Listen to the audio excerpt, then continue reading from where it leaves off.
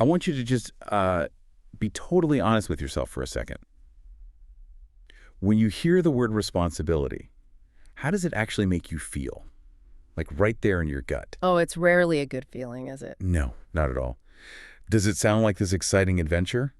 Or, I mean, does it sound like a chore, a burden, like this really heavy backpack you're forced to put on before you even get out of bed? For most of us, it is definitely the backpack. I mean, the word itself almost triggers this involuntary mental groan. It feels like gravity just got turned up a notch. It really does. Yeah. It feels like paying taxes or, doing the dishes or eating your vegetables. It's the stuff you absolutely have to do, not the stuff you want to do. Exactly. But today in our deep dive, we're actually flipping that script. Yeah. We have this fascinating source material that looks at why taking on that weight is actually the only real path to personal freedom. It's a complete paradigm shift. It is.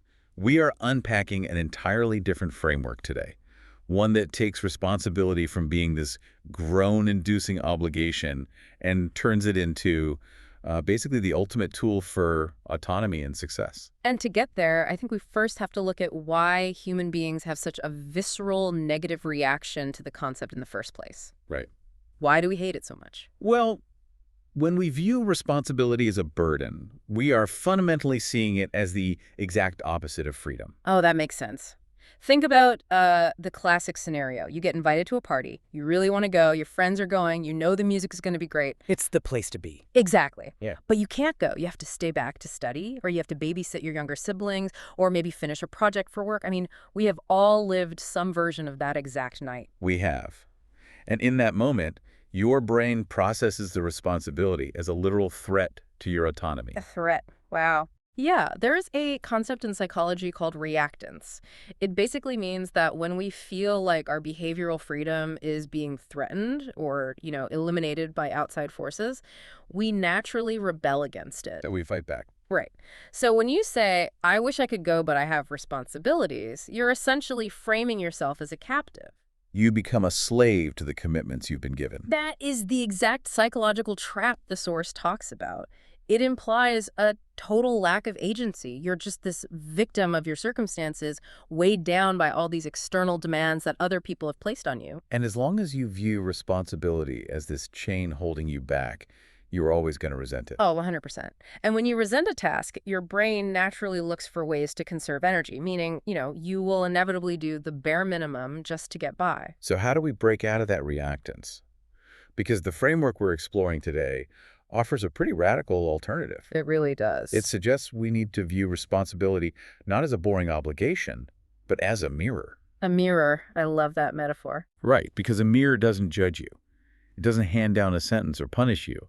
It simply gives you an objective picture of reality so that you can make adjustments.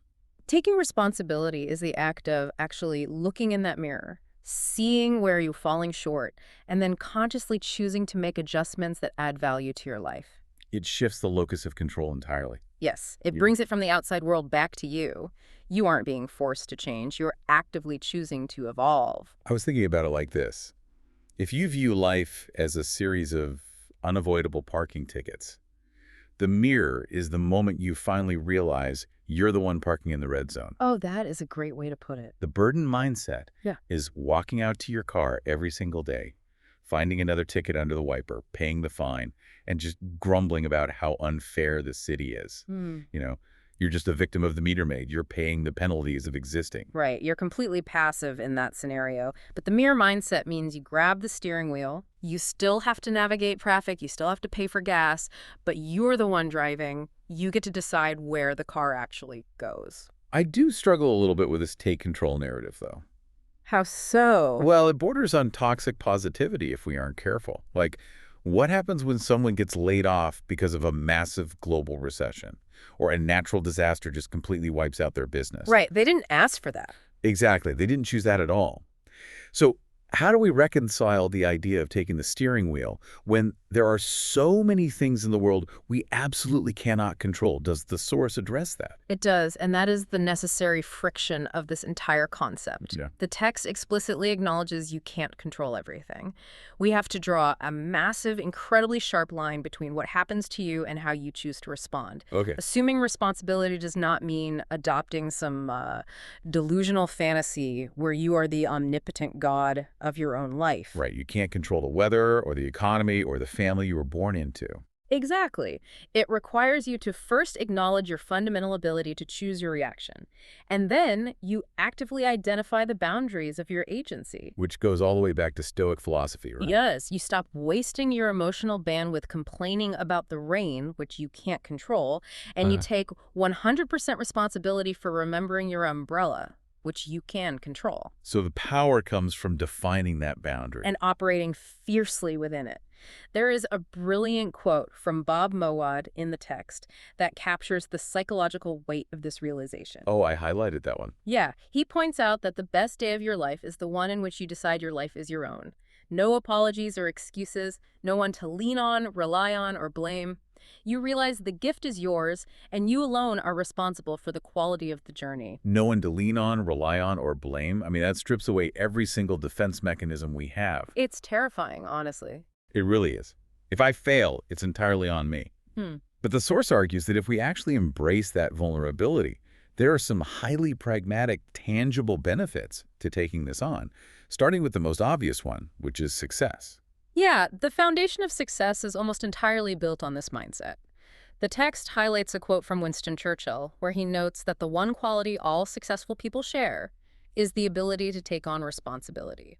But it isn't just a motivational poster platitude, right? There is a very direct mechanical reason for this. It's basically an economic argument. The text makes this powerful point. When you do more than you're paid to do, you will eventually be paid more for what you do. So you get paid for the value you actually deliver. In the long run, yes. When you take complete responsibility for your output, you naturally stop making excuses. Your reliability skyrockets. You become the person who solves problems instead of just constantly pointing them out. It is the absolute death of the "that's not my job" mentality. Completely. You start assuming the responsibilities of the higher level before you ever even get the promotion. Which forces the promotion, or at least forces you into a space where your value is finally recognized. But career success is just one byproduct here. What's the deeper layer? The deeper layer is how responsibility dictates how you are treated by the world at large. Because a passive life, a life where things just happen to you, inevitably leads to a life where you get what you are willing to tolerate. Wow. Yeah, if you allow others to disrespect you, you will be disrespected. Exactly. If you think it's okay for others to take advantage of you, they absolutely will. The source brings up Eleanor Roosevelt here, and she summarized this beautifully. She said that in the long run, we shape our lives and we shape ourselves. And the choices we make are ultimately our own responsibility. We are the architects of our own boundaries. We are. Building those boundaries, however, requires a massive amount of internal growth. You have to develop the capacity to look in that mirror without flinching, which actually brings us to a complete redefinition of what it means to be mature. Yeah, society usually defines maturity by a number, right? Oh, totally. You turn 18, you can vote. You turn 21, you can drink. You turn 25, your car insurance drops. We tie maturity strictly to the passage of time on a calendar. But the reality the text points out is that maturity doesn't come with age at all. It comes entirely with the acceptance of responsibility. It is a psychological transition from dependence to independence. Think about what we actually consider markers of true maturity. It isn't just paying your taxes or knowing how to change a tire. It's deeply behavioral. Right. The source provides this maturity checklist, and it is fascinating. It says maturity means doing your duty without being supervised. It means following your conscience, not the crowd. It's having people say, I can count on you, and knowing that is actually true. I was looking at that checklist, and two of those markers completely floored me because they are just incredibly difficult. Which one stood out to you? The first one is the ability to carry money without spending it. And the second one is the ability to bear injustice without trying to get even. Oh, man. Let's pull those apart because they perfectly illustrate the mechanics of what we are talking about here. Yeah, because carrying money without spending it isn't actually about personal finance. No, not at all. It's about resisting impulse. You have the resource right there in your pocket. You have the immediate desire to buy a shiny new thing, but you have the internal brake pad to say, no, I am saving this for something more important. That is raw, delayed gratification. From a neurological standpoint, you are literally forcing your prefrontal cortex, the logical planning part of your brain, to override your limbic system, which just wants the immediate dopamine hit of a purchase. So taking responsibility means strengthening that specific neural pathway. You are choosing your long-term goals over your short-term comfort. Exactly. Which makes the second one even heavier, really, bearing injustice without trying to get even. Right. Why is holding back on revenge considered the ultimate sign of responsibility? Because getting even is just reacting. If someone wrongs you, the natural evolutionary impulse is to lash out. The amygdala hijacks your brain.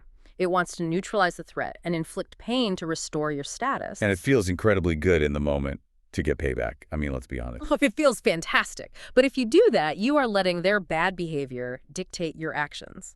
You have put them in the driver's seat of your emotional state. You handed over the steering wheel. Exactly. Bearing the injustice, which, again, doesn't mean accepting abuse, but means not descending to their level for petty revenge, requires immense emotional regulation. You are taking responsibility for your own character, regardless of how chaotic or cruel the people around you are being. You are overriding a momentary impulse with intentional long-term thinking. It's exhausting, but it really is the only path to true independence. Because if you can't control your reaction to an insult, you are just a puppet on a string, and anyone who wants to can pull it. That's beautifully said. And this internal maturity isn't just some mental exercise either. We aren't trying to just sit in a room feeling highly evolved. Right, it has to translate to the real world. Exactly. This internal shift is the prerequisite for doing anything meaningful. Responsibility is the catalyst for action. The theologian Dietrich Bonhoeffer had a brilliant insight on this that the text highlights. He pointed out that action doesn't actually spring from thought. It springs from a readiness for responsibility. That sequence is fascinating to me. We usually assume the pipeline is straightforward, right? I think about doing something and then I just do it. But Bonhoeffer injects a crucial middle step. Thought, followed by the willingness to own the consequences of the action. And only then can the action actually happen. Because reality without responsibility makes you passive. You just sit there analyzing the world, complaining about the news, critiquing everyone else's work, but never touching the arena yourself. But reality with responsibility makes you active.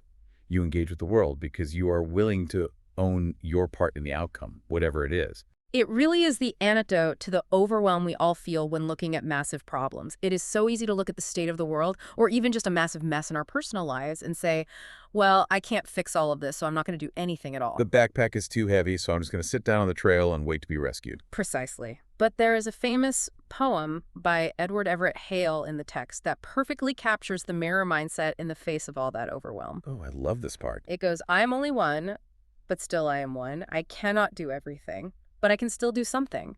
And because I cannot do everything, I will not refuse to do the something that I can do. He ruthlessly defends his agency there. He completely acknowledges the limitation, but he refuses to surrender the choice. And this brings us to a concept of dichotomies at the end of the lesson. The difference between what the external world can offer you and what you internally have to take responsibility for. So if we want to move from passive to active, we have to understand these dividing lines. Yes. For example, you can love me, but only I can make me happy. Meaning, a partner can pour all the affection, patience, and resources in the world into you, but if you don't take responsibility for your own internal psychological state, it simply won't matter. You will still be deeply miserable, and you'll probably end up blaming them for it anyway. Exactly. Or here's another one. You can teach me, but only I can do the learning. You know, you can sit in the most prestigious classroom in the world with the best professor, but they cannot force the neurons to connect in your brain. You have to do the mental heavy lifting. And the most impactful one, which I think really ties this whole deep dive together, you can coach me, but I have to win the game. That's the one. The coach can give you the playbook, they can run you through all the drills, they can give you the exact map to the destination, but you cannot be a passenger waiting to be driven to the victory. You have to actually step onto the field. And when you finally become the driver, The tangible benefits, the source list compounds so rapidly. You become proactive. You focus relentlessly on what you can do rather than obsessing over what you can't. You actually set the course of your life. Yes, and you learn from mistakes instead of being crushed by them, because a mistake is just data in the mirror now, and ultimately you become someone people trust. It is a massive perspective shift. Let's just zoom out for a second and look at the whole arc of what we've covered today. It's a lot of ground. It is. We started with the gut reaction most of the world has. Responsibility is a heavy burden. It is the obligation that ruins your weekend party plans. It's the force that turns you into a slave to your commitments. The reactance that makes us want to rebel against our own lives. Right. But when we shift to the mirror mindset, we reclaim our agency. We realize that responsibility isn't the opposite of freedom at all. Taking ownership is the foundation of economic and personal success. It is the mechanism that sets our boundaries so we don't tolerate mistreatment. Yes, it is the true definition of maturity overriding our impulses and moving from dependence to true independence. Responsibility actually turns out to be the engine of freedom. It is the only way to actually steer the car. Which leaves us with a lot to process. But as we wrap up, I know you had a completely different angle on this for us to think about. We've spent this entire time talking about the power of picking up responsibility. But what happens when you take on too much? Yeah, that is the paradox of high agency, and it's a trap a lot of people fall into. How so? Well, once you realize how powerful taking ownership is, the temptation is to start taking responsibility for things that actually aren't yours. Oh, wow. You start taking responsibility for other people's feelings. You take responsibility for your coworkers' mistakes because, well, it's just faster to fix them yourself. You take responsibility for managing your partner's anxiety. And suddenly you are right back to where we started. Yeah. You are weighed down by a heavy backpack again. Exactly. Only this time it's filled with rocks that don't even belong to you. That is a brutal realization. The ultimate test of maturity isn't just having the strength to pick up responsibility. It is having the wisdom to know exactly what to put down. True freedom is knowing where your agency ends and letting other people carry their own weight. So look in the mirror today. Are you dodging a responsibility that could set you free? Or are you carrying a burden that was never yours to begin with?